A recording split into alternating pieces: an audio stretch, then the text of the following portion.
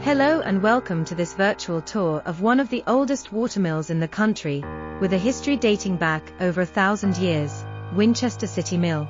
The building's historical connections range from King Alfred the Great to Joseph Mallord William Turner, and through its preservation, from demolition, in 1928 to its rebirth, as a working mill by the National Trust. The next phase of the mill's history includes a full restoration, so it can begin milling and producing flour once again. A mill has existed on the site of Winchester City Mill since at least Saxon times. The foundation of the building suggests that the Saxon mill was established on the site of an earlier Roman mill. Early records from 932 AD and 989 AD refer to a watermill owned by the Benedictine nunnery of Wherwell Abbey. In the Domesday survey of 1086, the mill is recorded as returning a rent of 48 shillings, making it one of the most profitable in the country. However, a series of bad harvests in the early 14th century, coupled with Winchester losing its capital status, reduced its value. The Black Death accelerated the decline, and the mill was recorded as derelict by 1471. Following dissolution, it fell into crown ownership. Mary Tudor, daughter of Henry VIII, gifted it to the city in 1554, after her wedding in the nearby cathedral.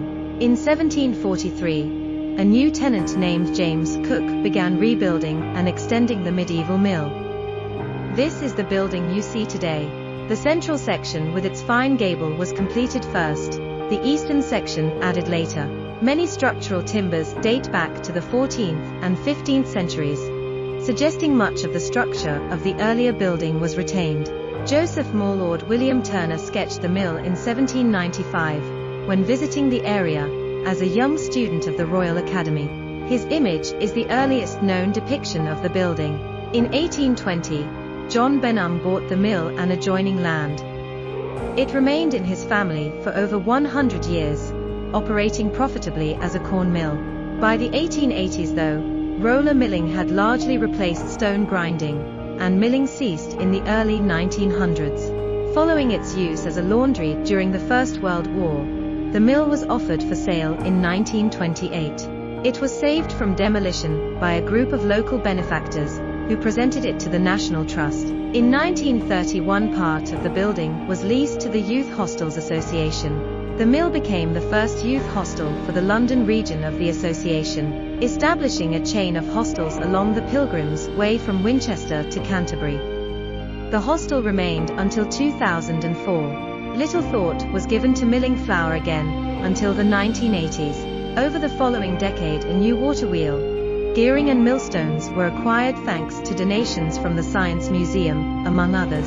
In 2003, millwright and restoration engineer Ian Clark became involved.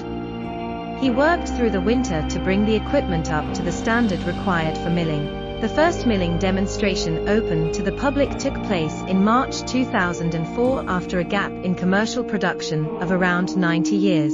The years since have seen continued repairs and improvements to the machinery. In February 2023, the mill wheel was declared unsuitable for continued use and was decommissioned. However, efforts are currently made in raising the funds needed to restore the mill to full working order and start producing flour once again. In conclusion, Winchester City Mill is a must-see for anyone interested in English history or just looking for a great day out. Today the mill welcomes over 50,000 visitors a year, and looks forward to its continuing future. Thank you for joining me on this tour, and I hope you have a wonderful day exploring the mill for yourself.